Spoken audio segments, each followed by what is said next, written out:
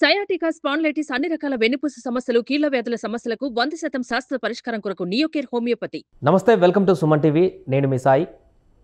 ఆంధ్రప్రదేశ్కి పెట్టుబడులు రావాలంటూ నారా లోకేష్ చేసిన ట్వీట్ తాజాగా వైరల్ అవుతుంది. కర్ణాటక ప్రభుత్వం తీసుకున్న నిర్ణయం కారణంగా అక్కడి నుంచి పరిశ్రమలు తరలిపోతున్నాయి, ఐటీ కంపెనీలు అనేటువంటి ఒక ప్రశ్న కూడా తలెత్తుతుంది. ఈ నేపథ్యంలోనే దీనికి ఆహ్వానించారు నారా లోకేష్. నాస్కామ్కి సంబంధించిన సభ్యులందరినీ కూడా ఇక్కడ పెట్టుబడులు పెట్టాలని.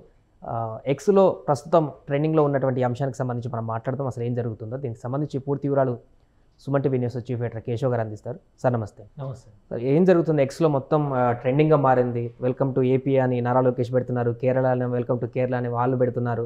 కర్ణాటకలో ఉన్నటువంటి ఐటీ కంపెనీలన్నీ కూడా ఇప్పుడు అక్కడి నుంచి షిఫ్ట్ అయ్యేటువంటి పరిస్థితి ఏమైనా ఉందా?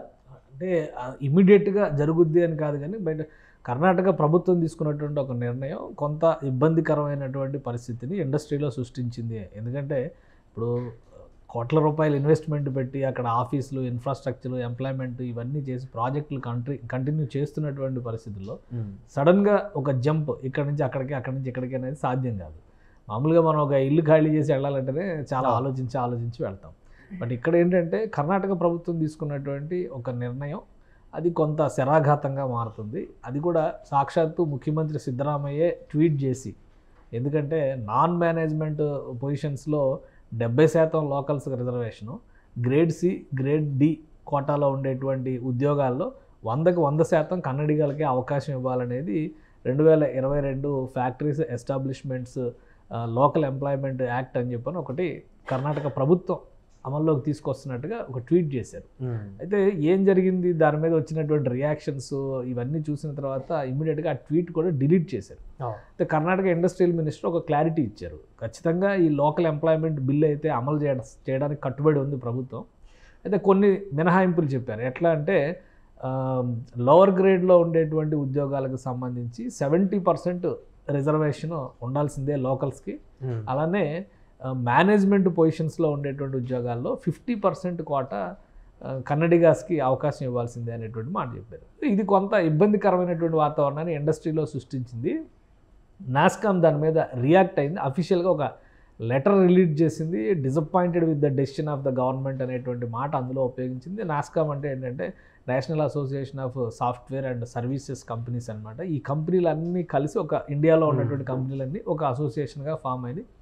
సో దేశంలో ఉన్నటువంటి సాఫ్ట్వేర్ ఎగుమతుల్లో కావచ్చు, సాఫ్ట్వేర్ ఎంప్లాయ్మెంట్ విషయంలో 25% ఒక్క బెంగళూరు నుంచే కర్ణాటక కేంద్రంగా నడుస్తున్నటువంటి సంస్థలే ఇస్తున్నాయి. స్టార్టప్ కంపెనీలే 11,000కు పైగా కంపెనీలు కర్ణాటకలోనే పనిచేస్తున్నటువంటి పరిస్థితి, దేశంలో కాదు ఓన్లీ కర్ణాటకలో పనిచేస్తున్నటువంటి పరిస్థితి ఉంది. సో ఇంత పెద్ద ఎత్తున ఇండస్ట్రీ సెటిల్ అయినటువంటి నేపథ్యంలో ఈ ఆంక్షలు తీసుకురావడం వల్ల ఇండస్ట్రీ కొంత అయోమయంలో పడింది. పైగా క్వాలిటీ మ్యాన్ పవర్ అంటే బాగా పనిచేసే వాళ్ళని కాదు, స్కిల్స్ ఉన్నవాళ్ళు. ఆ స్కిల్స్ ఉన్న వాళ్ళ కోసం ఖచ్చితంగా ఎక్కడి నుంచి ఉన్నా కానీ తీసుకోవాలి. అసలు సాఫ్ట్వేర్ డెవలప్మెంట్ కానీ కంప్యూటర్స్ రంగానికి సంబంధించినటువంటివన్నీ కూడా అవుట్సోర్స్ వేరే దేశాల నుంచి కూడా సర్వీస్ చేసేటువంటి అవకాశం ఉంటుంది. ఇప్పుడు చైనా తర్వాత లార్జెస్ట్ ఎక్స్పోర్టర్గా ఇండియా కనిపిస్తుంది అంటే కారణం ఏంటంటే మ్యాన్ పవర్. సో దేశంలో ఎక్కడ ఉన్నప్పటికీ కూడా ఆ మ్యాన్ పవర్ను ఉపయోగించుకునేటువంటి వెసులుబాటు ఉంటే కర్ణాటక లాంటివి కానీ బెంగళూరు లాంటి నగరాలు, సిలికాన్ వ్యాలీ అని ఇప్పుడు చెప్పుకుంటున్నాం కాబట్టి మనం బెంగళూరుని. సో అలాంటి క్రేజ్ రావడానికి కారణం ఏంటంటే దేశంలో ఉన్నటువంటి ఆ ఫీల్డ్కి సంబంధించిన ఎక్స్పర్ట్స్ అందరూ అక్కడ ఉండడం. బట్ ఇప్పుడు ఈ రిజర్వేషన్ సిస్టమ్ తీసుకొచ్చినప్పుడు ఏమవుతుందంటే చాలా వరకు ఉద్యోగాలు, ఇప్పుడు తెలుగు వాళ్ళు కూడా కర్ణాటకలో బెంగళూరులో కనీసం 20% 30% ఉంటారు అనే తెలుగు మాట్లాడే వాళ్ళని పక్కన పెట్టండి, ఉద్యోగాల్లో కూడా మన వాటా ఒక 15 to 20% ఉందనేటువంటి డిస్కషన్ ఉంది కదా. సో వీళ్ళందరూ ఏమవ్వాలి, వేరే రాష్ట్రాలు, అది ఒక సంక్షోభంగా మారేటువంటి ప్రమాదం కనిపిస్తుంది. ఇండస్ట్రీ ఫ్రెండ్లీ డెసిషన్స్ కనుక గవర్నమెంట్ తీసుకోలేకపోతే అక్కడ ఉన్నటువంటి ఇండస్ట్రీస్ పక్క చూపులు చూసేటువంటి అవకాశం ఉండొచ్చు. గతంలో మనం చూసాము. అంటే నేను చెప్పేది ఎప్పుడంటే 1996, 97 ఆ రోజుల్లో జరిగినటువంటి కొన్ని పరిణామాలు. ఆంధ్రప్రదేశ్ ముఖ్యమంత్రిగా చంద్రబాబు నాయుడు ఉన్నారు, కర్ణాటక ముఖ్యమంత్రిగా జేహెచ్ పటేల్ ఉన్నారు. ఆ టైంలో కేంద్రంలో ప్రధానమంత్రిగా దేవేగౌడ ఉన్నారు.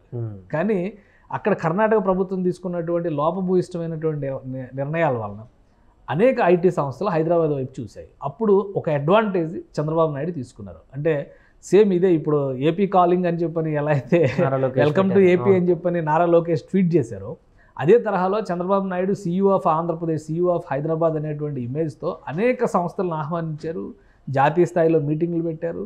98 తర్వాత 98 ఆ టైంలో ఒక ఇన్ఫ్రాస్ట్రక్చర్ క్రియేట్ చేసేటువంటి క్రమంలో 97, 98, 99 ఈ 3 సంవత్సరాల్లో చాలా కంపెనీలు కొత్తవి పుట్టాయి. బెంగళూరు బేసిస్లో పనిచేస్తున్నటువంటి అనేక సంస్థలు హైదరాబాద్లో డెవలప్మెంట్ సెంటర్ స్టార్ట్ చేశాయి. మైక్రోసాఫ్ట్ లాంటివి, విప్రో లాంటి సంస్థలు, పెద్ద పెద్ద అంతర్జాతీయ సంస్థలు కూడా ఏపీ వైపు చూసినటువంటి పరిస్థితి. అప్పటి వరకు సత్యం కంప్యూటర్స్ మాత్రమే ఏపీలో ఒక పెద్ద కంపెనీగా ఉండేది. సో అదే సీన్ 2000 సంవత్సరం వచ్చేసరికి ఒక పెద్ద వ్యవస్థగా మారిపోయింది ఐటీ.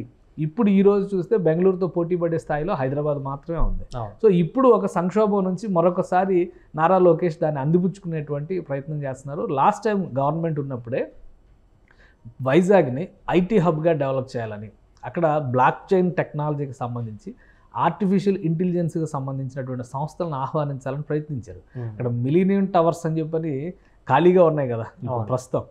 అక్కడ దాదాపు 1,00,000 SFT స్పేస్తో నిర్మాణాలు కూడా కంప్లీట్ అయినాయి.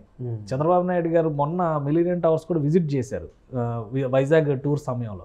అక్కడ ఉన్నటువంటి చాలా కంపెనీని ఖాళీ చేసి వాటిని క్యాపిటల్ బిల్డింగ్స్కి వాడాలా, రకరకాల ప్రయత్నాలు చేసి గత 5 ఏళ్లలో ప్రభుత్వం మొత్తం ఆ వ్యవస్థను మొత్తాన్ని కూడా పారిపోయేలా చేసింది. అక్కడ వైజాగ్ ఉన్నటువంటి అడ్వాంటేజ్, ఎందుకంటే ఆయన ట్వీట్లో కూడా చాలా క్లియర్గా వైజాగ్ వెల్కమ్ చేస్తుందనేటువంటి మాట చెప్పారు. మేము ఎలాంటి రిస్ట్రిక్షన్స్ పెట్టాం, మీకు అవకాశాలు కల్పిస్తాను.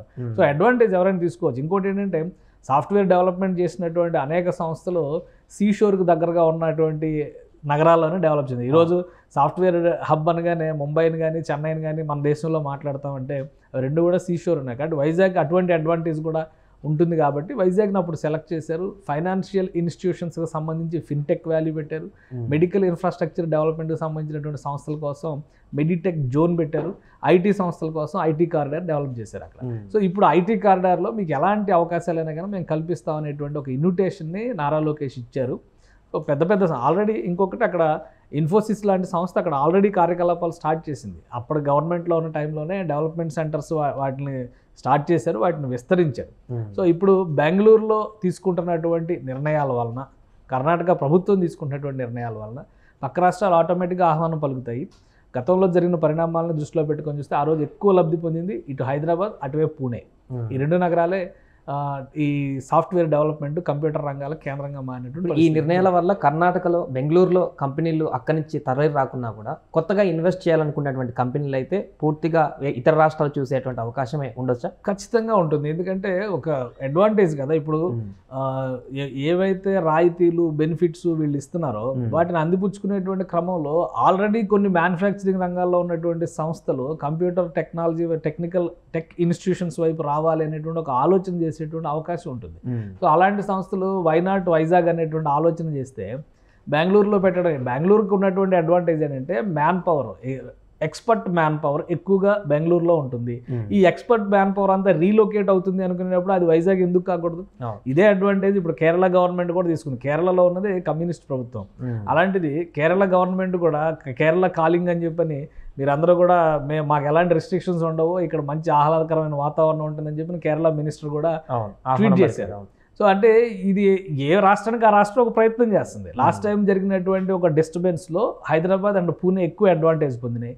ఇప్పుడు వైజాగ్, అలానే కేరళలో త్రివేంద్రం లాంటి సిటీస్, కొచ్చిన్ లాంటి సిటీస్ అడ్వాంటేజ్ పొందే అవకాశం కూడా ఉండొచ్చు. కాబట్టి దాన్ని మనం కొట్టిపారేయలేం. కాకపోతే ఏంటంటే ఎలాంటి ఇన్ఫ్రాస్ట్రక్చర్ ఇక్కడ కల్పించగలుగుతారు. ఆల్రెడీ లోకేష్ గారు ట్వీట్లోనే క్లియర్గా చెప్పారు, అన్ఇంటరప్టెడ్ పవర్ సప్లై ఉంటుంది, ద సేమ్ టైం మీకు లిమిటేషన్స్ ఉండవు, కండిషన్స్ ఉండవు, మీకు స్వేచ్ఛాయుతంగా మీ వ్యాపారం మీరు చేసుకునేటువంటి అవకాశాలు మేము కల్పిస్తాము. ఆల్రెడీ ఇక్కడ ఉన్నటువంటి ఐటీ జోన్లో, ఐటీ కారిడార్లో మీరు రండి, వచ్చి చూడండి అంటే డెఫినెట్గా ఇప్పుడు అనేక అంతర్జాతీయ సంస్థలు విజిట్ చేసేటువంటి ప్రయత్నాలు చేస్తాయి. ఏ ప్రాంతాన్ని, ఎక్కడ వాళ్ళు చాయిస్ తీసుకుంటారు అనేది వాళ్ళకి ఇచ్చేటువంటి బెనిఫిట్స్ మీద, వాళ్ళు పెట్టబోయేటువంటి ఇండస్ట్రీకి అనుకూలమైనటువంటి వాతావరణం ఉందా లేదా అనే అంశం పైన, at the same time man power, అక్కడ మ్యాన్ పవర్ కనుక వాళ్ళకి స్కిల్ మ్యాన్ పవర్ని ఎక్కడి నుంచి అయినా తీసుకురాగలుగుతారు. బట్ అక్కడ ఇతర అవసరాల కోసం ఉండేటువంటి మ్యాన్ పవర్ ఎంత అప్గ్రేడ్ అయి ఉన్నటువంటి మ్యాన్ పవర్ ఉంటుంది, వాళ్ళకు ఉన్నటువంటి స్కిల్ సెట్ ప్రోగ్రామ్స్ ఏంటి, వాళ్ళకు ఉన్నటువంటి స్కిల్స్, అందుకే కదా స్కిల్ సెన్సెస్ పైన కూడా ఏపీ గవర్నమెంట్ ఫోకస్ పెట్టింది. సో ఈ 3 అంశాలను దృష్టిలో పెట్టుకొని ఇండస్ట్రీస్ పెడతారు. లోకేష్ గారు ఇచ్చిన పిలుపుకి నాస్కామ్ కనుక పాజిటివ్గా రియాక్ట్ అయితే, నాస్కామ్లో పెద్ద ప్లేయర్స్ ఎవరున్నారు, ఇప్పుడు విప్రో లాంటి సంస్థలు, మళ్ళీ ఇన్ఫోసిస్ లాంటి సంస్థలు, హెచ్సిఎల్ లాంటి సంస్థలు, ఆల్రెడీ హెచ్సిఎల్ సంస్థ విజయవాడలో డెవలప్మెంట్ సెంటర్ని పెట్టింది గత ప్రభుత్వంలో 2017-18 సమయంలోనే పెట్టింది. అయితే 2019 తర్వాత జరిగిన పరిణామాల్లో అవన్నీ కూడా కుదించుకుపోయినాయి. అక్కడ ఉన్నటువంటి మ్యాన్ పవర్ని రీలొకేట్ చేస్తారు. ఇక్కడ ప్రాజెక్ట్స్ సరిగా రావట్లేదు, వాతావరణం సరిగా లేదు, పవర్ సప్లై సరిగా లేదు. అలానే డేటా కూడా అక్కడ చాలా ఇంపార్టెంట్. డేటా సోర్స్ అనేది కూడా ఆప్టిక్ ఫైబర్ లైన్స్ మొత్తం రాష్ట్రం అంతా చేయాలని అప్పట్లో ఫైబర్ గ్రిడ్ ఇవన్నీ ప్రయత్నాలు చేసింది గవర్నమెంట్. లాస్ట్ గవర్నమెంట్లో ఇవన్నీ కూడా చతికిలు పడినాయి. సో వీళ్ళు ఏం చేశారు, మ్యాన్ పవర్ని కుదించుకొని మళ్ళీ వాళ్ళకి ఇతర డెవలప్మెంట్ సెంటర్స్ బెంగళూరు కానీ, పూణే కానీ, హైదరాబాద్ కానీ ట్రాన్స్ఫర్ చేసిన పరిస్థితి ఉంటుంది. ఇప్పుడు ఇక్కడ ఇండస్ట్రీ ఫ్రెండ్లీ గవర్నెన్స్ కనుక ఉంటే మళ్ళీ ఇవన్నీ కూడా అటువైపు ఫోకస్ చేయడానికి అవకాశం ఉంటుంది, కొత్త సంస్థలు రావడానికి అవకాశం ఉంటుంది, అక్కడ ఉన్నటువంటి సంస్థల్లో డెవలప్మెంట్ సెంటర్స్ పెట్టడానికి అవకాశం ఉంటుంది, లేదా పూర్తిగా రీలొకేట్ చేయడానికి అవకాశం ఉంటుంది. సో ఆ వాతావరణాన్ని కల్పించడంలో రాష్ట్రం ముందుంది అని ఇమీడియట్గా అక్కడ జరిగినటువంటి కొద్ది గంటల్లోనే లోకేష్ గారు ట్వీట్ చేశారు.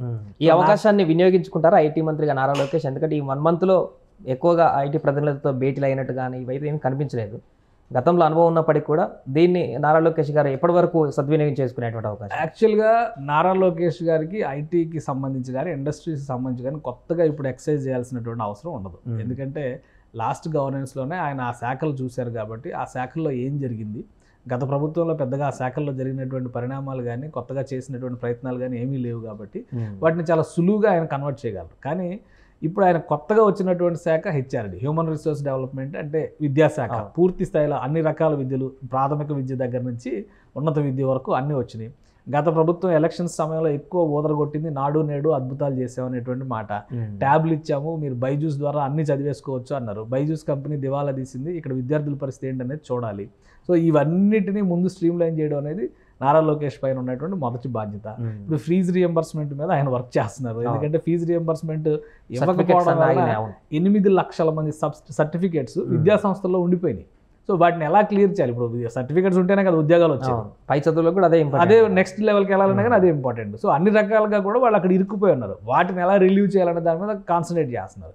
లాస్ట్ టైం మనం చూసాం ఐఐటీలో సీట్లు వచ్చి కూడా రాష్ట్ర ప్రభుత్వం ఇచ్చినటువంటి మార్క్ షీట్లో ఉన్నటువంటి చిన్న లోపం వాళ్ళకి శాపంగా మారిందని తెలిసిన వెంటనే ఆయన ఇన్స్టెంట్గా రియాక్ట్ అయ్యారు, మార్పులు తీసుకొచ్చారు. సో అట్లా ఒక్కొక్కటి ఆయన చేసుకుంటూ వస్తారు. ఎందుకంటే విద్యాశాఖ అనేది చాలా పెద్ద శాఖ, దాని పరిధి ఎక్కువ. నెక్స్ట్ జనరేషన్ లీడర్షిప్ని కానీ, నెక్స్ట్ జనరేషన్ మ్యాన్ పవర్ని కానీ తయారు చేసేది ఆ శాఖే. సో ఫస్ట్ దాని మీద ఫోకస్ పెట్టారు.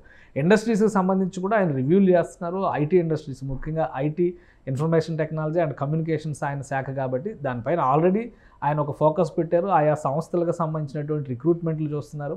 ఇన్స్టెంట్గా కొన్ని మీటింగ్లు కూడా ఆర్గనైజ్ చేస్తున్నారు. దానికి సంబంధించినటువంటి సంస్థల ప్రతినిధులు కూడా వచ్చి కలుస్తున్నారు లోకేష్ గారిని. సో ఇప్పుడు ఒక సంక్షోభం అక్కడ జరుగుతున్నటువంటి సమయంలో ఆయన ఒక అడ్వాంటేజ్ తీసుకునేటువంటి ప్రయత్నం చేస్తున్నారు. లాస్ట్ టైం హైదరాబాద్కి కలిసి వచ్చినట్టుగా ఈసారి వైజాగ్ కలిసి వస్తుందేమో. కర్ణాటక గవర్నమెంట్ ఇలానే చెయ్యాలి, లోకల్ మూవ్మెంట్కి మేము, అంటే స్థానికతకి ఖచ్చితంగా ఉపాధి కల్పించాలి స్థానికతకి. అయితే దానికి కొన్ని రేషియోస్ ఉంటాయి. ముఖ్యంగా స్కిల్స్కి సంబంధించినటువంటి పొజిషన్స్లో, స్కిల్డ్ పొజిషన్స్లో ఇలాంటి రిజర్వేషన్స్ పెట్టడం అనేది ఇబ్బందికరమైనటువంటి పరిస్థితిగా మారుతుందని ఇండస్ట్రీలో అందరూ కూడా అభిప్రాయపడుతున్నారు. సో ఇది ఏపీకి ఎంతవరకు అడ్వాంటేజ్ చేయగలుగుతారు? ఇప్పుడు కేరళ రియలైజ్ అయినట్టుగా రేపు తమిళనాడు కూడా మాట్లాడవచ్చు, మహారాష్ట్ర మాట్లాడవచ్చు, తెలంగాణ మాట్లాడవచ్చు. సో అందరూ ఇన్వైట్ చేయొచ్చు. మహారాష్ట్రకి తమిళనాడుకి అడ్వాంటేజ్ ఏంటంటే ఆల్రెడీ అక్కడ కొంత ఇన్ఫ్రాస్ట్రక్చర్ డెవలప్మెంట్ అయ్యి ఉంది కాబట్టి తమిళనాడుకి, తెలంగాణకి కానీ, మహారాష్ట్రకి కానీ, ఈ 3 రాష్ట్రాలకు ఒక అడ్వాంటేజ్ ఉంది. ఏపీలో మ్యాక్సిమం ఒక 5 నుంచో 10 నుంచో మొదలు పెట్టాలి. వాళ్ళు అట్లీస్ట్ 60-70% దగ్గర రీచ్ అయ్యారు. ఎందుకంటే పూణే ఒక పెద్ద కారిడార్ ఉంది, ఐటీ కారిడార్.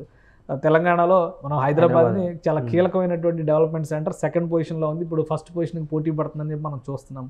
అలానే చెన్నైలో కూడా అలాంటి పరిస్థితులే ఉన్నాయి. సో వీటిని కాకుండా ఆంధ్రప్రదేశ్ అదనంగా ఇండస్ట్రీకి ఏమి ఇవ్వబోతుంది, ఆంధ్రప్రదేశ్ ప్రభుత్వం ఎలాంటి ఆఫర్స్ ఇవ్వబోతుంది అనే దాని మీద ఆంధ్రప్రదేశ్ అవకాశాలను అందిపుచ్చుకోవడం అనే అంశం కూడా ఆధారపడి ఉంటుంది. Right sir. అది ప్రస్తుతం ఏపీలో పరిశ్రమలను తరలించేందుకు ఐటీలో ఉన్నటువంటి కర్ణాటకలో కొనసాగుతున్నటువంటి సంక్షోభాన్ని అడ్వాంటేజ్గా తీసుకొని ఏపీకి తీసుకొచ్చేటువంటి ప్రయత్నాల్లో భాగంగా ఐటీ శాఖ మంత్రి నారా లోకేష్ చేసినటువంటి ట్వీట్ ఇప్పుడు వైరల్గా మారుతుంది. ఆయన ఆహ్వానాన్ని మన్నించి ఏదైనా కంపెనీలు ఈ మధ్యకాలంలో అక్కడికి తరలి వస్తాయనేది చూడాలి. సుమన్ టీవీలో మీ పర్సనల్ అండ్ బిజినెస్ ప్రమోషన్స్ కోసం కింది నెంబర్కి కాంటాక్ట్ చేయండి.